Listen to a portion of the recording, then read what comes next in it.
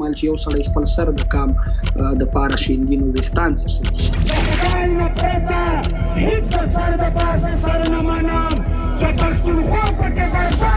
هم په خدای دوی ورته ویل چې ګاډی په وخت کېږوئ او په ریپورټ کې دا ولیکئ چې زموږ څه د ګاډي څه د ټوپ ووهي او ګاډی په وخت شاته پر ملا یې په چیترو او ډنډو وهلم خو خدای ګواه دی ما په دې حال کې دا شعر ویلو چې زه عام وجود یم خاورې کېږم به فاني به شمه خو که په ننګ د وطن مړ شوم قیمتي به شمه ګیلمن پښتین یعنې هغه زموږ په منځ کې نشته دی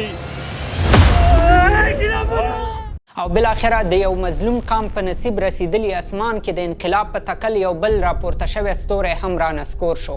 هغه ستوری چې خپل همزولي نسل ته د فکر یو داسې څراغ په میراث پرېښود که کار ترې واخلي له شک پرته چې خپل منزل ته د رسېدو په لار کې به هره تیاره رڼا شي ګیلمن وزیر ته یې ملګرو د ملي شهید نوم ورکه او دا په دې خاطر چې هغه د خپل محکوم قام د ژغورنې لپاره یوه داسې انقلابي چغه پورته کړې وه چې هیڅ جابر دښمن بیا خاموشه نه کړی شوه خو پوښتنه دا ده چې اخر د ګیلمن وزیر ګناه څه وه او د هغه مرګ پښتنو ته څه سبق ورکړ راځئ نن په دې ویډیو کې وڅېړو لالا دا خو انقلاب دی زړه به نه ماتوي یوه ورځ به داسې شي خبر چې ګیلمن شهید دی د لرو بر پښتون افغانو له سارمان شهید دی د ګیلمن وزیر خپل نوم حضرت نعیم و د پښتون ژغورنې غورځن یو سرسخت ملاتړی په لر او بر افغان وطن مین او یو انقلابي شاعر هم و هغه کلونه له خپل کلي او وطن نه لرې په پردیو خلیجي ملکونو کې مزدوري کوله له هغه ځایه یې د پښتنو د شعور لوړاوي لپاره د شعر په ژبه خپل احساسات ښکاره کړل هغه په خپله شاعرۍ کې د افغان وطن د یووالي او په خپلو خلکو د ظلم په خلاف غږ پورته کاوه ګیلمن په بحرین کې اوسېده هلته یې مزدوري کوله په 2020 کال کې د خپلو خلکو لپاره د حقونو د غوښتنو له وجې له هغه ملکه وویستلی شو او په پاکستان کې بندي کړی شو هغه په دې اړه د خبریال وکیل خان سره په مرکه کې ټوله کیسه کړې ده ما هغه یو تصویر نیولی دی زه شعر وایم د مرګ او د زندان د سختو شپو ملګرو پاڅئ سالار د بېوسانو د کاروان په جیل کې باندې هغه شعر وایم د منظور پکچر مې اخیستی دی تصویر داسې هغه ویډیو یې لګولې وه هغه د سیاډې کسن چې کومه د بحرین خفیه اداره ده هغه په ما پسې راغله هغه ویډیو یې داسې لګولې وه وایي دا ته یې مالګو دا خو زه یم وایي دا تا ښه نه دي ویلي وایي په تا باندې کمپلینټ دی ته به زموږ سره ځې مال زه د ویښتان درته ږمنځ کړم بیا به ځو مشکله نه ده دا معمولي خبره چې په ما پسې 2 کسان راغل وایي دا ستاسو ټیکټ دي د ملتان ټیکټ دي تاسو به اوس ځئ مال هېڅ خبره نه ده نو زور خو نشو در سره وهلی ستاسو ملک دی ستاسو وطن دی لکه دغسې په زور زبردستي باندې په ما باندې ویښتان هم جوړ کړل مال خیر ده هېڅ خبره نه ده ویښتان مال چې یو سړی خپل سر د کام د پاره شیندینو ویښتان څه شي له دې وروسته ګیلمن وزیر ته له پاکستانه د وتلو اجازه نه وه خو هغه خوشحاله و چې له خپلو ملګرو سره یو ځای به اوس عملي مبارزه شروع کړي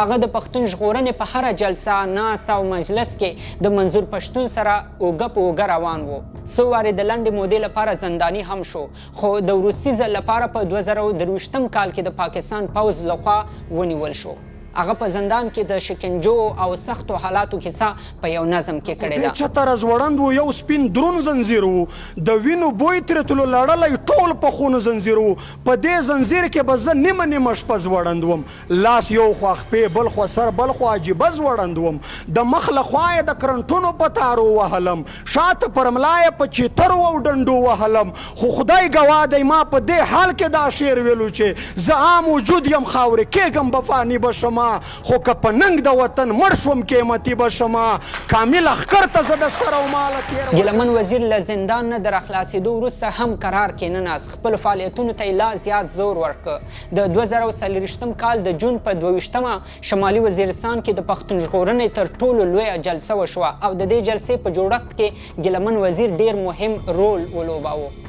قدم په قدم امن وایي دا څوک دی چې دا دومره پهلوان دی منظور جان دی دا څوک دی چې د امن لیوني ورته راټول دي دا څوک دی خو یو ځوان دی نر افغان دی له دې جلسې وروسته ګیلمن وزیر ته د پاکستان ریاستي ادارو لخوا په نامعلومو شمیرو زنګونه ووهل شول او ګواښونه ورته کېدل. د هغه د زندان او نږدې ملګری نظیف پښتین په همدې اړه یوه کیسه لري. جلسه وکړله د رازماک د شاید د پی ټي ایم په تاریخ کې په ټوله لویه جلسه وي پکې د لوی کردار و. هغې نه بعد دته وخت په وخت هغه میسیجونه دمکۍ بلا ملګري ته راتلل خو شاید په موږ نه زیاتې دمکۍ هغه زیات کارونه به ورته شول د ادارې لخوا آنو نمبر د آی اس آی او د ایم آی د فوج د داره پورټریټس وي ورته چې شاید ته په زندان باندې نشوې مات په زندان باندې هم خوشحانه شولې اوس تا سره اوس موږ یو بل عمل کوو. او بالاخره له دې یوه میاشت وروسته د جولای په 9 په اسلام آباد کې ځینو کسانو په ګیلمن وزیر مرګونی برید وکړ او له همدې سره د ګیلمن غږ د تل لپاره خاموشه شو او دا خبر منظور پښتین په ډک زړه له خپلو خلکو سره شریک کړ. ګیلمن پښتین یعنی هغه زمونږ په منځ کې نشته دی. له اسلام آباد تر وزیرستان زرګونو پښتنو د هغه جنازه بدرګه کړه. ځوانان له خپلو کورونو راووتل. هغه د خپل قام یو ویاړلی بچی یاد کړ او دا د روان انقلاب یو بل قرباني ونوماوه. د لر او بر پښتونخوا په ګډون د دنیا په ګوټ ګوټ کې پښتانه د ګیلمن وزیر شهادت په ویر کېنول او سخت یې ودردول. خو هغه څه و چې له امله یې ګیلمن وزیر د ځوانانو په منځ کې دومره محبوبیت پیدا کړ او په مړینه یې هر څوک غمجن شول. په اصل کې ګیلمن وزیر یو خاص فکر لاره او همدا فکر هغه څه و چې ګیلمن وزیر یې د ځوان نسل په منځ کې د یو محبوب شخصیت په توګه معرفي کړ. او هغه فکر دا و چې په افغان وطن هر اوسیدونکی انسان باید پر امن ژوند ولري، د ترهګرۍ لپاره ته استفاده ونشي او ژبې، تاریخ، فرهنګ او نورو ملي ارزښتونو ته باید درناوی وشي. هغه دا فکر له بېلابېلو لارو خلکو ته رسولی هم دی، لکه څه موده وړاندې په تورخم کې د غازي امان الله خان د تصویر پاکول یې د افغانانو هویت ته سپکاوی ګڼلی و. هغه په یو سټیج باندې د خبرو په وخت کې ویلي و چې له افغانیته هیڅ کله نه اوړي او درې رنګه بیرغ به په هر حال کې خپل بیرغ ګڼي. هغه ظلم جبر نه باوجود چې دوی زما سره په دې نوم کړی دی چې ته له افغانیته واوړه، ته له درې رنګه بیرغه واوړه، ما ته د بیرغ له دا سره نږدې که، ته له دې کیسو واوړه. خو زه نن په دې سټیج ورته وایم، په دې سټیج ورته وایم چې له دې درې رنګه بیرغه مې بیا هم سر قربان، بیا مې مال قربان، بیا مې تن قربان، دا بیا زما بیرغ دی. ګیلمن په پښتنه خاوره په ټول افغانستان کې د جګړې په ضد هم خپل فکر خپور کړی دی. په خپلو ټولو مرکو او ویناو کې د پاکستان پوځ او ریاست د ترهګرۍ رامنځته کوونکي ګڼل او د دې لپاره یې پاخه دلایل هم لرل. دوی ما ته ویل وای دا یې جو دهشتګردي ہے اس کے پیچھے وردی ہے نارا ولې لګوئ. مال خدا خو باید چې تاسې له پرویز مشرف څه پوښتلی وای. اگر نہ آئی په خپل تقریر کی چاہے ہم نے 95,000 لوگوں کو ٹرین کیا، ہم نے ان کو ویپن دیے، ان کو اندر بھیجا.